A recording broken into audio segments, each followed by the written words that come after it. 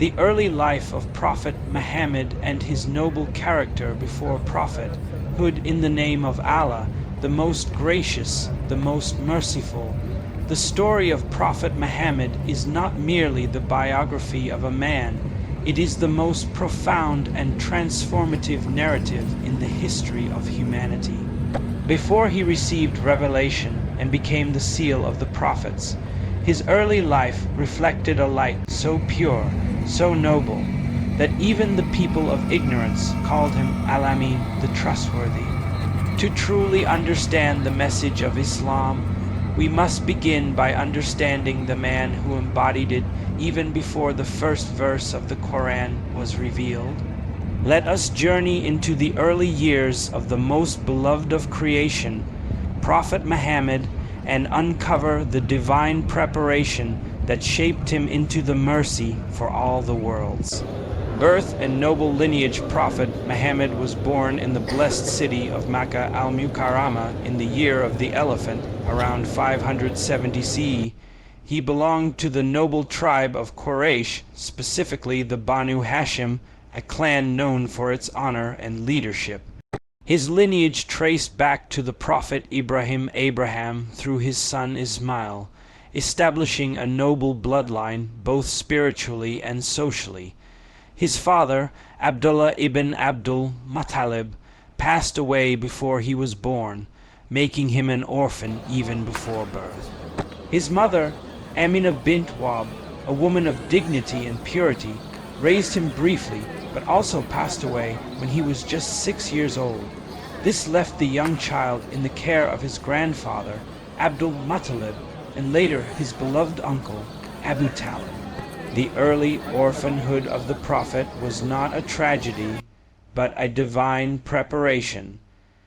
Allah SWT himself says in the Quran, "Did he not find you an orphan and give you refuge?" Surah ad-Duha 93. 6. Childhood and upbringing. The Prophet was breastfed by Halima as-Sa'diyah, a noble woman from the tribe of Banu Sa'd. This foster care in the open desert was a common tradition of the Arabs to promote strong character, language, and health.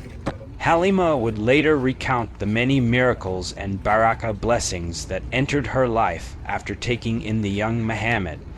One of the most notable incidents was the splitting of the chest by 2 angels when he was only 4 or 5 years old. They removed a black clot from his heart and purified it, preparing him for his prophetic mission.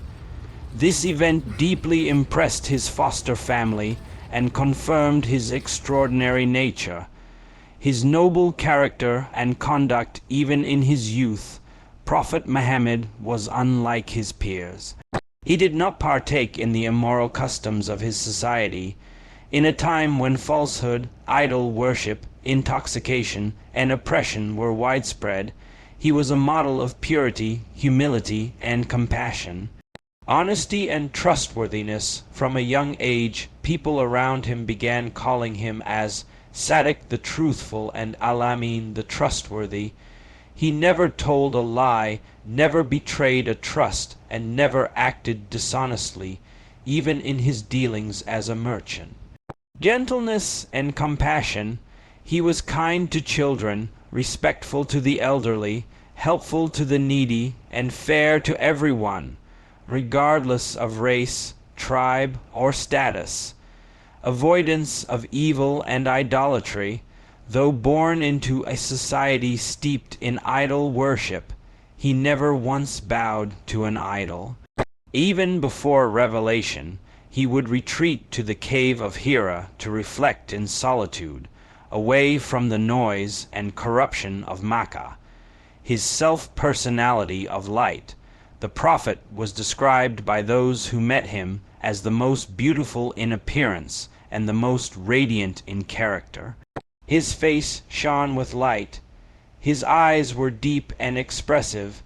His speech was eloquent and measured, and his presence commanded both awe and love. His servant Anas ibn Malik once said, "I served the Prophet for 10 years. Not once did he say of to me, Not once did he say to me, for something I had done, "Why did you do that?" or for something I hadn't done, "Why didn't you do that?" He was not just a man, he was the living embodiment of mercy, sincerity, and nobility. His life as a merchant in his early 20s, Prophet Muhammad entered the trade profession. He became known for his honesty, fairness, and high moral standards. Unlike many others in business at the time, he never cheated, manipulated, or misled. His reputation reached the ears of a noble and wealthy woman named Khadijah bint Khuwailid, who offered him employment to manage her trading caravans. He accepted, and when he returned from Syria, her servant Maysara reported that Muhammad conducted himself with unmatched honor and dignity throughout the journey. Impressed by his character, Khadijah proposed marriage, and they were wed when he was 25 and she was 40. Their marriage was a model of love, trust, and partnership. Khadijah would become his most loyal supporter, the first to believe in his message, and the mother of his children. The Kaaba and the Black Stone incident at the age of 35. A major incident occurred that highlighted the wisdom and trust the people had in Prophet Muhammad even before his prophethood. The Quraysh were rebuilding the Kaaba, and a dispute arose among the tribes over who would place the sacred black stone Al-Hajar al-Aswad back in its place. Tempers flared, and war nearly broke out. Finally, they agreed that the next person to enter the mosque would decide. That person was none other than Muhammad ibn Abdullah. Everyone exclaimed, "It is Al-Ameen. We are pleased with him." He solved the issue with wisdom, placing the black stone on a cloth and asking representatives of each tribe to hold it, while he placed it into the Kaaba with his own hands. This incident showed his ability to unify hearts and bring peace, one of the many qualities that would define his leadership. Spiritual preparation before revelation. As he approached the age of 40, his yearning for truth and solitude intensified. He would retreat for days to the cave of Hira, located on Jabal al-Nur mountain of light. There he would reflect, worship in his own way, and ponder the injustices of society. He had not yet received revelation, but his soul was already aligned with truth. He disliked the worship of idols, rejected lies and oppression, and longed for divine guidance. LSWT says, "And you were certainly on an exalted standard of character." Surah Al-Kalam 68, for the testimony of the people before revelation, even before he declared prophethood, people admired him. When he gathered them years later on Mount Safa and said, "If I were to tell you that an army was behind this mountain ready to attack, would you believe me?" They all replied in unison, "Yes, we have never known you to lie." This was the foundation upon which Allah would build the final message to mankind, through a man so trustworthy, so noble, so pure, that even his enemies could not deny his honesty. A mercy prepared for the worlds from his earliest days, the Prophet was a model of integrity and excellence.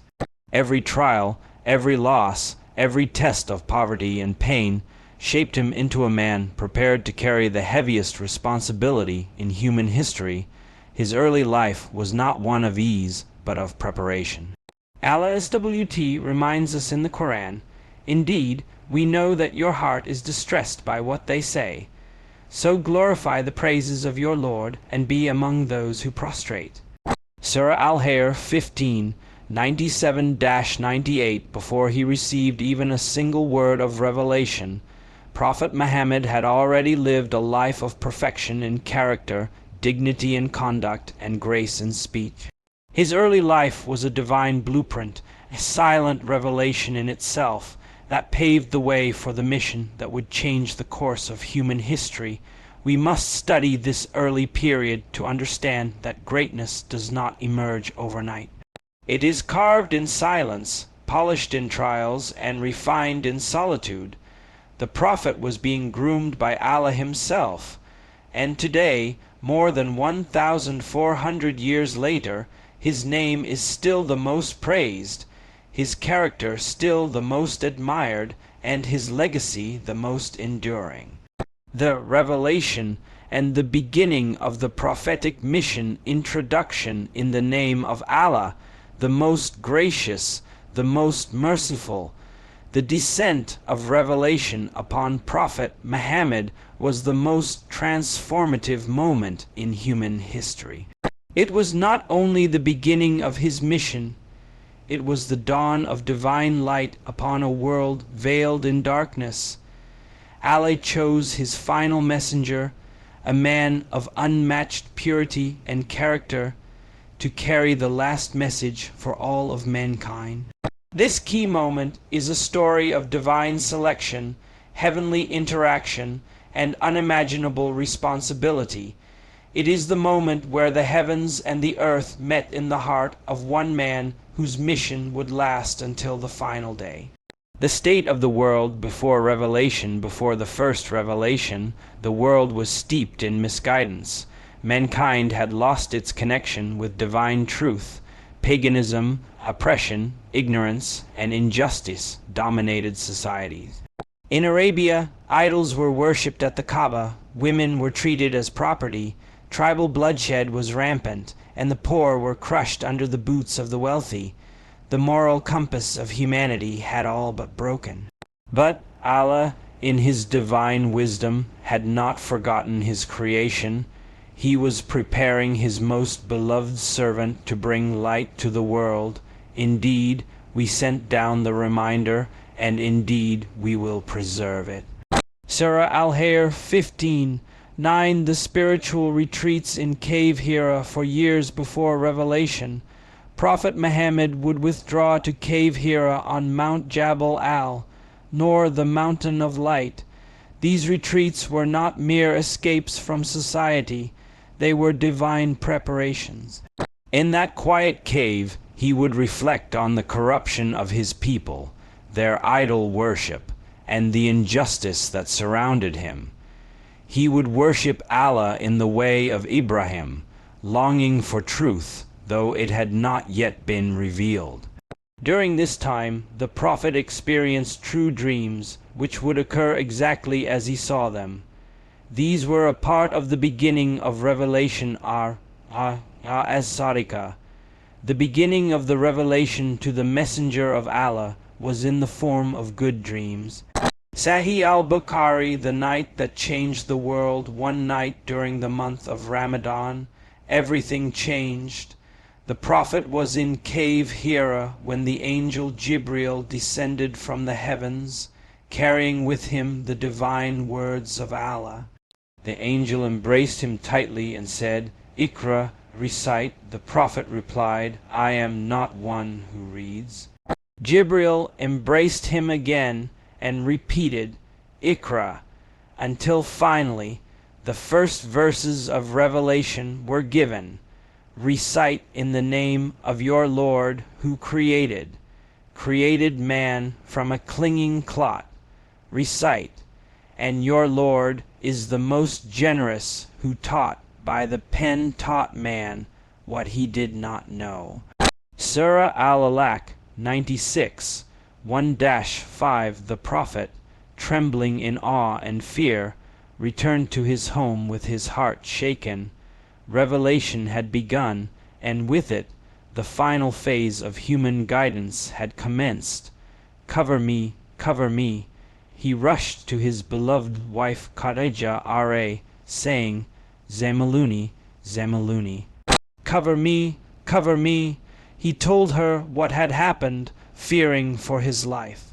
But Khadijah wise and strong, comforted him with words that are remembered until this day. By Allah, Allah will never disgrace you. You maintain ties of kinship, you help the poor, you support the weak, you are truthful in speech, and you bear hardships for the sake of truth. She then took him to Waraka ibn Nawfal, a learned Christian and cousin of Khadijah R.A., who confirmed, "This is the same angel that came to Musa Moses. If I were young, I would support you when your people turn you out." The mission had begun, but so too had the trials. The weight of revelation, the prophet now began receiving revelations from time to time. The weight of Wahy revelation was immense.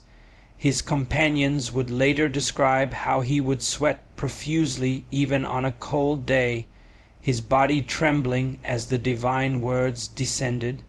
"Indeed, we will cast upon you a heavy word." Surah Al-Muzammil 73. 5. The Quran was not mere poetry or human speech.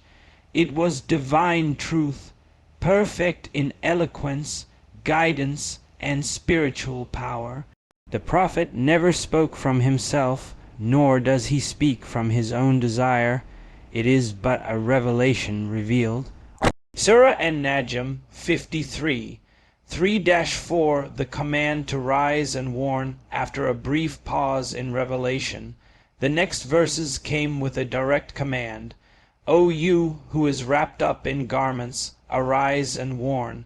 Surah Al-Mudathir 74. 1-2 This was the moment where private preparation transitioned into public duty. The Prophet was now a messenger to all of mankind. He was to call people to Tawheed, oneness of Allah, to justice, to truth, and to goodness. Secret dawah. The early converts in the beginning, the Prophet invited people privately. He started with those closest to him.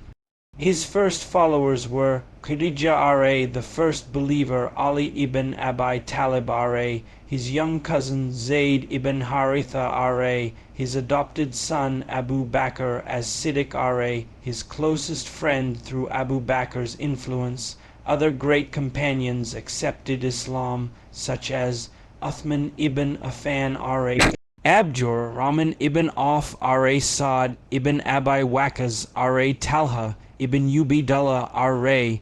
They prayed in secret, gathered in the house of Arqam ibn Abi al-Arqam, and built their faith quietly but powerfully.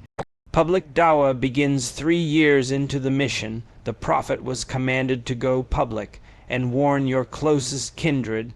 Surah Ash-Shara 26, 214 He climbed Mount Safa and called the Quraysh.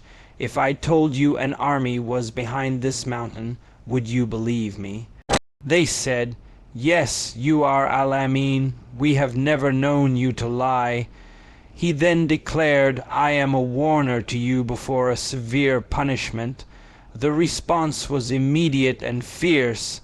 Abu Lahab, his own uncle, cursed him. Others began mocking, threatening, and ridiculing him. The opposition had begun. The trials intensify as the message of Islam spread. The opposition from the Quraysh became brutal.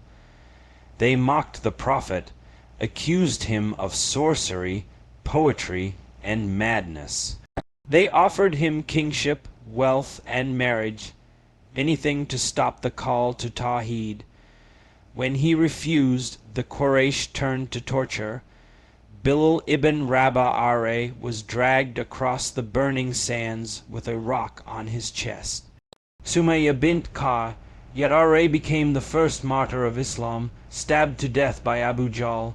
Amr ibn Yasir R.A. saw his parents murdered in front of him, but the Prophet remained steadfast, always saying, "Be patient, O family of Yasir, for your place is in paradise."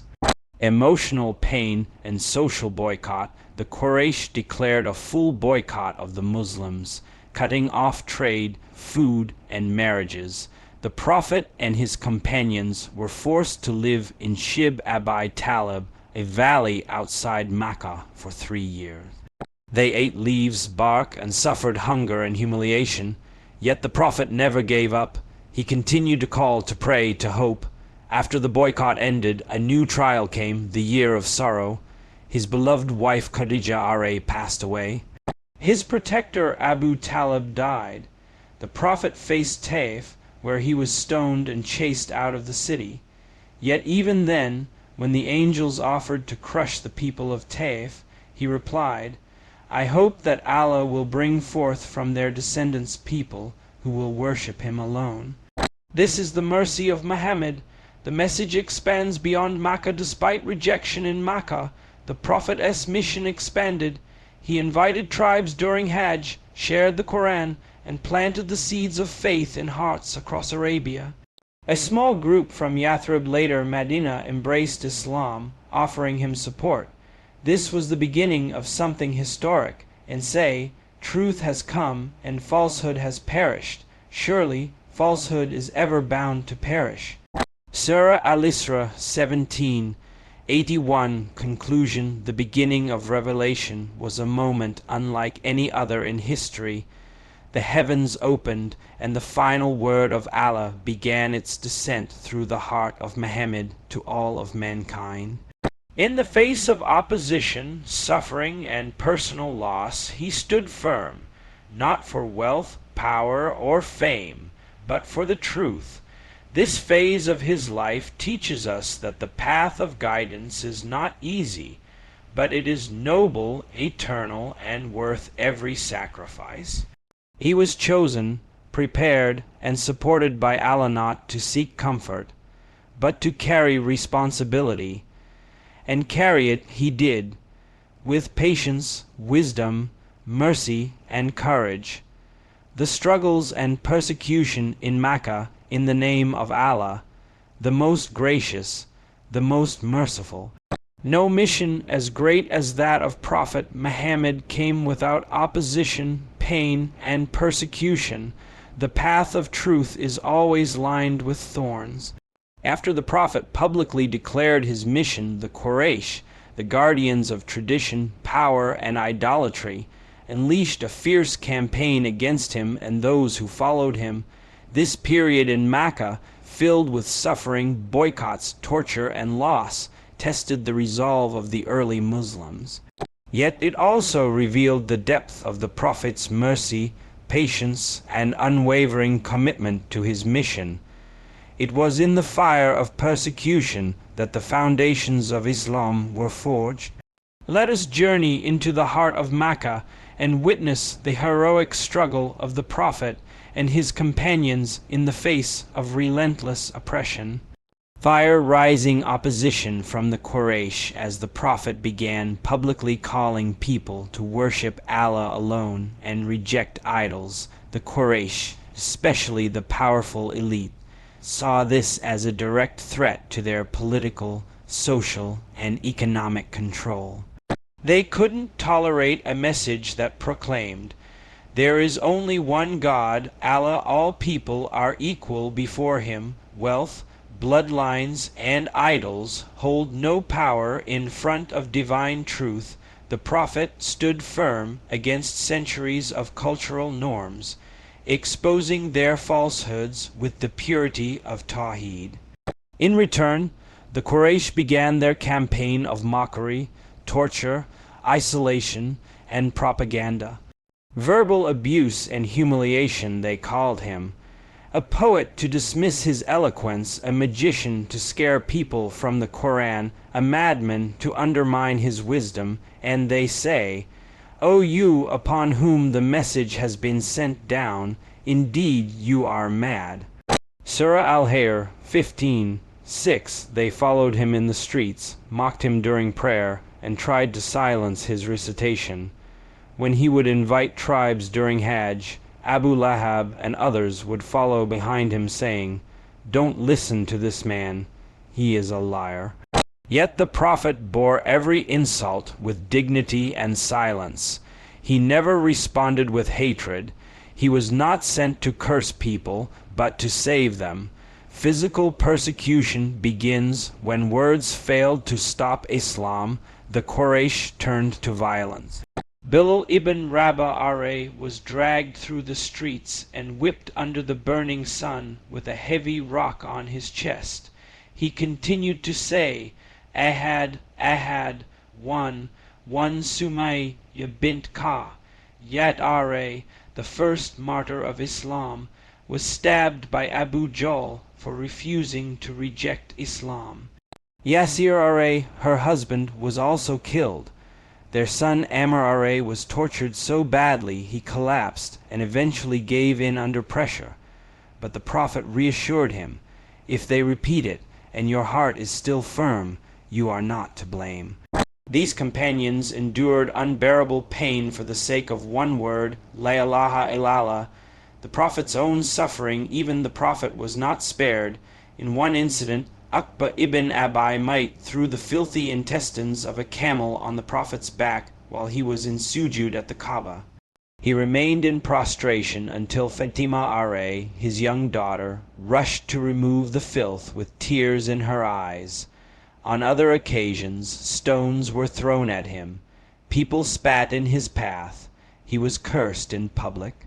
The Quraysh placed thorns at his door. Yet he never responded with vengeance. He said, O Allah, forgive my people, for they do not know. This was not weakness. It was strength rooted in mercy. Social boycott, the years of starvation as Islam, continued to grow despite the persecution. The Quraysh decided on a new plan, total isolation. They forced the Muslims, along with the Prophet's tribe Banu Hashim, into the valley of Shib Abi Talib. A pact was hung in the Kaaba, declaring no buying or selling with them, no marriages with them, no social interaction. The boycott lasted 3 years. Muslims were starved, cut off, and humiliated. They ate leaves and tree bark. Children cried from hunger. Only a few sympathizers secretly smuggled food. Despite the pain, no one gave up their faith. The Prophet remained steadfast, comforting his companions and placing his trust in Allah. Eventually, Allah caused termites to eat the pact in the Kaaba, erasing all but the name of Allah. The boycott ended, but the wounds remained. The year of sorrow Hazan. Shortly after the boycott ended, the Prophet faced the 2 greatest personal losses of his life. Khadijah his beloved wife and the first believer. She was his emotional support, his strength, his best friend. Her death left a void in his heart that never healed. Abu Talib, his uncle and protector, who shielded him from the Quraysh even though he didn't accept Islam. With his death, the Prophet lost his political protection in Makkah. The enemies now had open access to harm him. He called this period al-Hazan, the year of sorrow.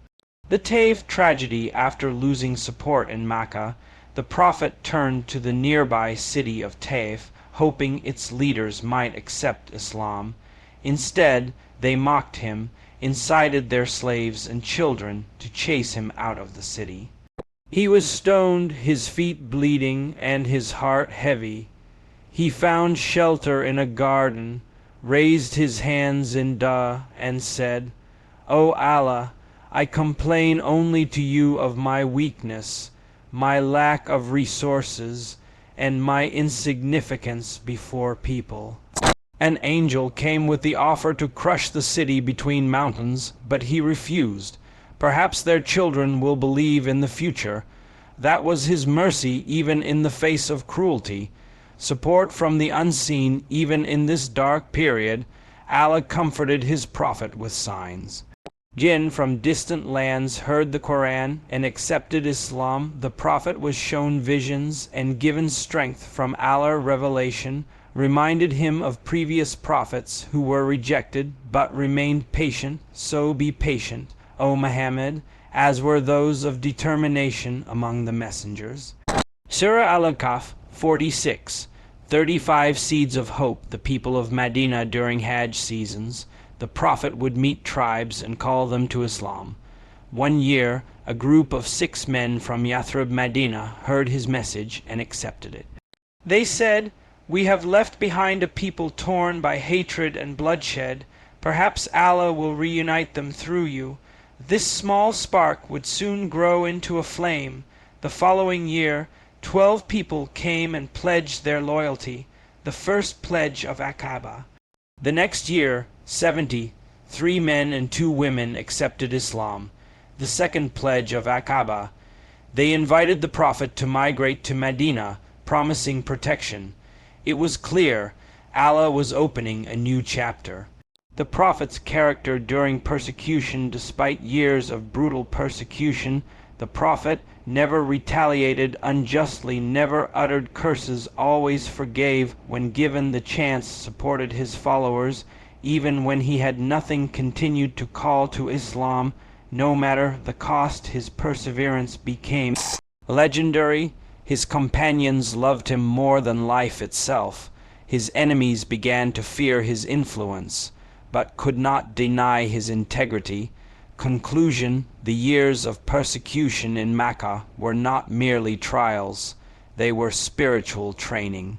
They taught the early Muslims sincerity, sacrifice, patience, and resilience.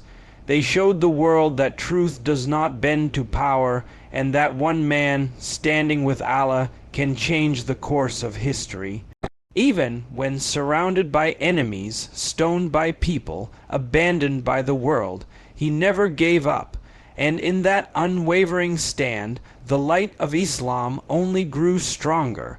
The Prophet did not bring a sword, he brought a message that pierced through the darkness, even when the world tried to silence it. The Hira migration to Madinah and the establishment of the Islamic State. Introduction in the name of Allah, the most gracious, the most merciful.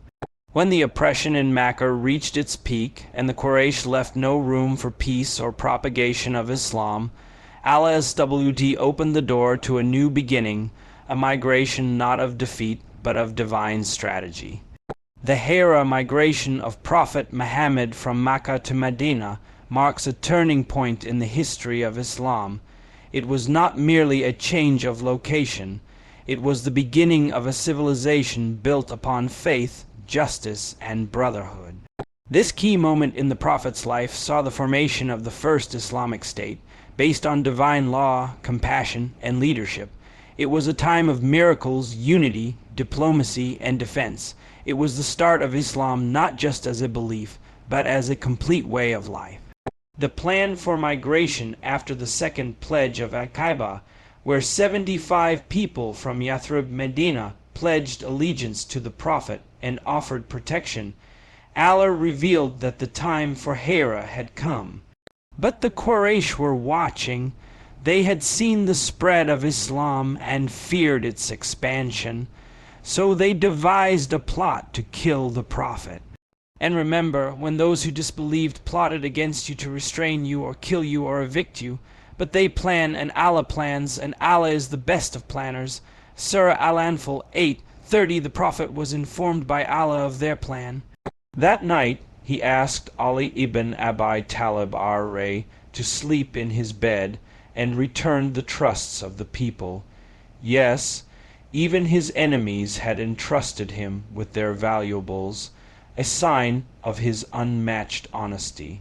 He then left his home under the cover of night, as the Quraysh surrounded his house, planning to strike at dawn. The miraculous escape, as the Quraysh waited outside, Ali protected his messenger. He walked past them, reciting, "And we have put a barrier before them and a barrier behind them and covered them, so they do not see." Surah Yasin 36:9. Blinded, they didn't realize he had already left. The Prophet met Abu Bakr as Siddiq ar-Ray, and together they went to Cave Thawr, hiding for 3 nights while the Quraysh searched furiously. Bounty was placed on their heads. Search parties scoured the desert. When they reached the mouth of the cave, Abu Bakr feared for the Prophet. But the Prophet reassured him, "Do not be sad. Indeed, Allah is with us. Surah At-Tawbah 9:40. Inside the cave, a spider spun its web, and a dove laid eggs at the entrance. Miracles of Allah's protection. The Quraysh passed by without discovering them. The journey to Medina, after 3 days, they departed with Abdullah ibn Urayqit, a non-Muslim guide known for his trustworthiness and knowledge of the desert. They took an unconventional route to avoid being tracked. During the journey, Asma bint Abu Bakr R.A. secretly delivered food to the cave. Abu Bakr R.A. walked ahead, then behind, to protect the Prophet made dua constantly, trusting in Allah at every step. At one point, Suraka ibn Malik, a bounty hunter, approached them. But every time he came close, his horse sank into the ground. Eventually, he surrendered, and the Prophet promised him the bracelets of Kisra, the Persian emperor, a prophecy fulfilled years later. This journey was not a retreat, but a victory in disguise. The joyous arrival in Medina. When the Prophet approached Quba, just outside Medina, the people welcomed him with tears, drums, and the now famous words, Tala al-Badru alayna min thaniyati al-wada. The full moon has risen upon us. He stayed in Quba for a few days, establishing the first masjid ever built in Islam, Masjid Quba. Before entering Medina on a Friday, he led the first Jummah prayer, and a new era began. The foundation of the Islamic State. Upon arrival, the Prophet was welcomed by every household, each hoping he'd stay with them. Let his camel, guided by Allah, decide where to stop. It rested at the land of Abu Ayyub al-Ansari R.A., oversaw the construction of Al-Masjid an-Nabawi, his mosque, center of the new Muslim community. From here, the first Islamic State was born, not through conquest, but through vision, justice, and faith. Brotherhood between the Muhajirun and Ansar. To strengthen the community, the Prophet established the brotherhood between Muhajir and migrants from Makkah, Ansar, helpers of Medina. Each Makkan was paired with a host from Medina. They shared homes, wealth, and even inheritance rights in the early days. This act of divine brotherhood shattered tribalism and built unity upon faith. Indeed, the believers are but brothers. Surah Al-Hujurat 49:10. The Constitution of Medina. The Prophet drafted the Sahifat al-Madinah, the first written constitution in human history, recognizing the rights and duties of Muslims, Jews, and other tribes. The Prophet, as the head of the state, rules for mutual defense, justice, and religious freedom. This charter created coexistence without compromise, justice without oppression, and unity without forced assimilation. No state before had ever guaranteed such pluralism under a single leadership. Justice, equality, and worship under the Prophet's leadership in Medina. The poor were honored, not ignored. Women were protected, not oppressed. Slaves were freed, not abused. Worship was established, not hidden. Quran was recited, not silenced. He would personally resolve disputes, visit the sick, console the grieving, and lead by example. One day, a man said to the Prophet in awe, "You are the son of our leader." The Prophet said, "I am the son of a woman who used to eat dried meat in Makkah." His humility transformed leadership into servitude to Allah. The need for defense. The peace in Medina was soon threatened by the Quraysh of Makkah, who plotted against the Muslims, hypocrites, munafiq, when within Medina, who pretended to accept Islam, but conspired in secret. Some Jewish tribes, who violated the constitution. The Prophet did not seek war, but when war was forced upon him, he prepared with wisdom and restraint. Thus began the early Ghazawat battles, starting with Badr, which we will explore in the next keynote. The transformation of society within just a short period. Medina transformed from tribal chaos to divinely guided society, from idol worship to pure monotheism, from economic corruption to justice and charity, from division to brotherhood, from darkness to light, all of it through the character, leadership, and revelation given to Prophet Muhammad. Indeed, there has come to you a messenger from among yourselves. Grievous to him is what you suffer. He is concerned over you, and to the believers is kind and merciful. Surah At-Tawbah 9, 128. The Hira was not just a physical migration. It was the migration of humanity from darkness to light. It was the beginning of a model society, the foundation for Islamic governance, law, justice, and community. In Madinah, the Prophet did not merely rule. He nurtured hearts, established systems, and fulfilled revelation. The Hira reminds us that sometimes victory doesn't come through confrontation, but through patience, wisdom, and strategic vision. And this blessed migration still echoes in our lives today, because from it rose a civilization that spread across the world, all beginning with one man, guided by the light of Allah. The final sermon and the everlasting legacy of Prophet Muhammad in the name of Allah, the most gracious, the most merciful. The life of Prophet Muhammad reached its magnificent culmination not just in the conquest of Makkah or the establishment of a just society in Medina, but in a moment of divine finality, the farewell pilgrimage Hajj al-Wada and the final sermon Qubat al-Wada. In this moment, the Prophet addressed over 100,000 followers, delivering words that would echo through centuries and shape the hearts of nations. This final message was not merely a conclusion, it was a seal upon his prophethood, a legacy carved into the soul of humanity. As we explore this final stage in his noble life, we will reflect on the monumental importance of his last sermon, the deep emotional moments of his farewell, the strength of his message, and the radiant legacy he left behind, a legacy that continues to guide over 1 billion souls on earth today. 1. The final pilgrimage, a message to the world. In the 10th year after Hira, Prophet Muhammad announced to the believers his intention to perform the pilgrimage to Makkah. Word spread like wildfire across the Arabian Peninsula.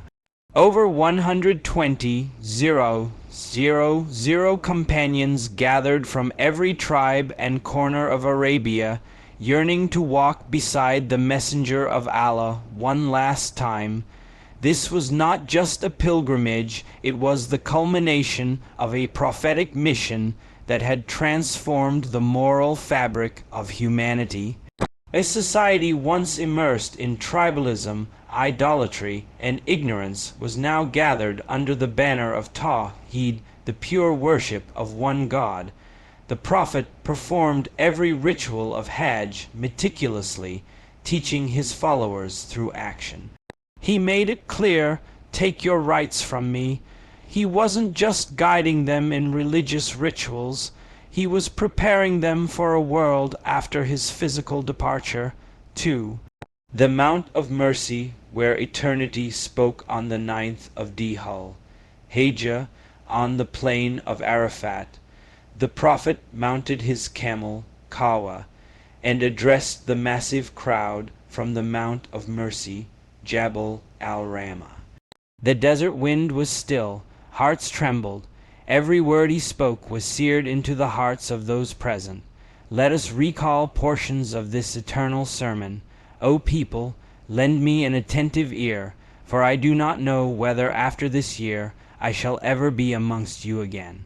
He reminded them of the sanctity of life, honor, and wealth, comparing the inviolability of each Muslim to the sacredness of the day and the place. Your blood, your wealth, and your honor are sacred to you, like the sanctity of this day, in this month, in this city. He eradicated the remnants of pre-Islamic ignorance. All usurious interest is abolished, and the first I abolish is that of my uncle Al-Abbas ibn Abd al-Muttalib. All blood feuds of the pre-Islamic era are abolished. The first blood I abolish is that of Rabi'a ibn al-Harith. He addressed women's rights a revolutionary stand in an age of oppression. O people, you have rights over your women, and your women have rights over you. Treat them well and be kind to them, for they are your partners and committed helpers. And then the message of universal brotherhood. O people, your Lord is one, your Father is one. You are all from Adam, and Adam is from dust. No Arab is superior to a non-Arab, nor is a white superior to a black, except by righteousness. He concluded by declaring the finality of revelation. Today I have perfected your religion for you, completed my favor upon you, and have chosen Islam as your religion. Surah Al-Ma'idah 5, 3 tears flowed. Sahaba wept. Umar ibn al-Khattab cried, realizing that this perfection meant that the Prophet's mission on earth was nearing its end. 3. The Prophet's return and the weight of revelation after the Hajj. The Prophet returned to Medina. His health began to gradually decline. He would often visit the graveyard of al-Baqi, praying for his companions who had passed before him. He told the people, I long to meet my brothers. When asked, Are we not your brothers, O Messenger of Allah?